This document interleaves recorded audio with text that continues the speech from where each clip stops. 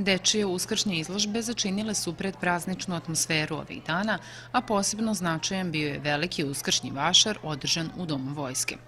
Prodajom zanimljivo ukrašenih uskršnjih jaja i prigodnim kulturno-umetničkim programom, mališani iz nekoliko kraljevačkih škola u organizaciji Udruženja Kraljevina Srbija sakupili su deo novca za operaciju očiju sedmogodišnjeg Mihajla Miloševića.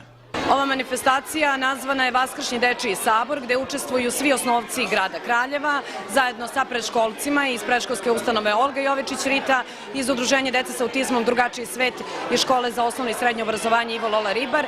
Ovim putem hteli smo da prodajemo jaja našim sugrađanima, zapravo da klinci prodaju jaja našim sugrađanima uz prigodan kulturno-umetnički program i prikupimo deo novčanih sredstava za operaciju očiju sedmogodišnjeg Mihajla. Da su spremni da pomognu onima kojima je pomoć najpotrebnija, Udruženje Kraljevina Srbije pokazuje kroz brojne akcije održane prethodnih godina, a i nekoliko poslednjih na kojima je sakupljeno 186.000 dinara za lečenje 21-godišnjeg Branka Bukare koji boluje od teškog oblika tumora na mozgu. Ova današnja akcija je samo jedna u nizu manifestacija uskršnjih koje naše udruženje preduzima širom zemlje.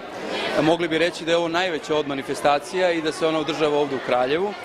Sledeći svetli primer našeg patrona i mi smo preduzeli dosta humanitarnih akcija, tako da je ovo samo jedna u nizu, a u proteklih 5 godina smo više desetina akcija napravili u kojima smo pomagali i ugroženim pojedincima, ali i porodicama, institucijama, kao i našim građanima na Kosovu i Metohiji. Na ovom uskršnjem vašaru prodajom uskršnjih jaja, kao i kupovinom karata za predstavu Čuvari prirode, održanoj u Kraljevačkom pozorištu, za malog Mihajla sakupljeno je preko 90.000 dinara, pa će on, najverovatnije krajem meseca, otići na operaciju očiju i tako, zahvaljujući humanim ljudima, moći da proživi veselo detinjstvo kao svi njegovi vršnjaci.